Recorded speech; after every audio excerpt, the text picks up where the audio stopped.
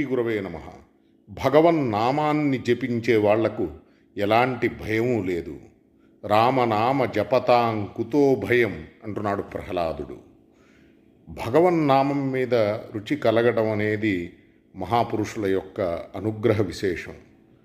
భగవంతుడి విషయంలో మనలో అనురాగాన్ని పొందడం కోసం మరి మన సాధనకు సంబంధించి మనకు హితాన్ని కలిగించే ముఖ్యమైనటువంటి విషయం భగవన్నామం మీద మనకు అనురక్తి కలగటం. ఈ సాధన సులభమైనది కానీ శ్రేష్టమైనది. పూర్వజన్మ సుకృత విశేషం మన సాధన మీద, మన శ్రద్ధ మీద ఒక గొప్ప ప్రభావాన్ని చూపిస్తుంది. మరి భగవద్ అనుగ్రహం విశేషంగా ఉండటం వలనే మానవ జన్మ లభించింది. మానవ జన్మ భగవద్ అనుగ్రహాన్ని పొందడం కోసం కానీ దూరం చేసుకోవడం కోసం కాదు. ఆ అనుగ్రహాన్ని విషయాసక్తిని పెంచుకోవడంలో, విషయ సుఖాలను పొందడం కోసం కాదు మనం దురుపయోగం చేసుకోవలసింది. అలాంటి భ్రమను కలిగుండి సత్యాన్ని ఆశ్రయించకుండా మనల్ని మనం దయనీయమైన స్థితిలో పెట్టుకోకూడదు.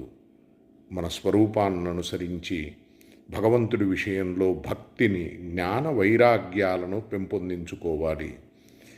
భగవత్ కృప మన మీద ఉంటే మనం నిజంగా భగవంతుడికి అభిముఖులం కావాలి. కానీ భగవంతుడికి విముఖులం అవడానికి కావలసిన ప్రయత్నాలు చేయడం, సంసార ఆసక్తిని పెంచుకోవడం, విషయ వ్యామోహాలను గొప్పవిగా భావించడం, అందులో సుఖం ఉంది అనే తప్పుడు నిశ్చయంతో భగవంతుడి దగ్గరే సుఖం ఉంది అనే సరైన నిశ్చయాన్ని నిరసించటం, నిరాకరించటం నిజంగా మనలో ఉన్నటువంటి అజ్ఞానానికి పరాకాష్ఠ. కాబట్టి జ్ఞానం అంటే ఏదో తెలుసుకోవడం, ఏదో చదువుకోవడం కాదు.